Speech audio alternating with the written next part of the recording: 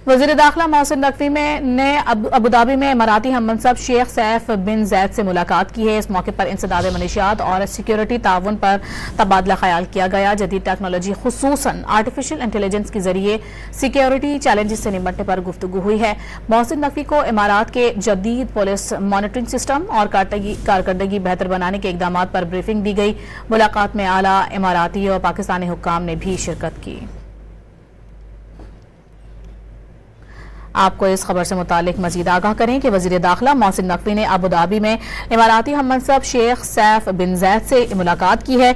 AI के जरिए security challenges से निपटने पर तबादला ख्याल हुआ है। इस मुलाकात के दौरान और मॉनिटरिंग सिस्टम पुलिस की कारकर्दगी बेहतर बनाने से मुतालिक भी तफसीली तौर पर गुफ्तगू हुई है। इस मौके पर इंसदाद मनशियात और सिक्योरिटी ताउन पर तबादला ख्याल किया गया।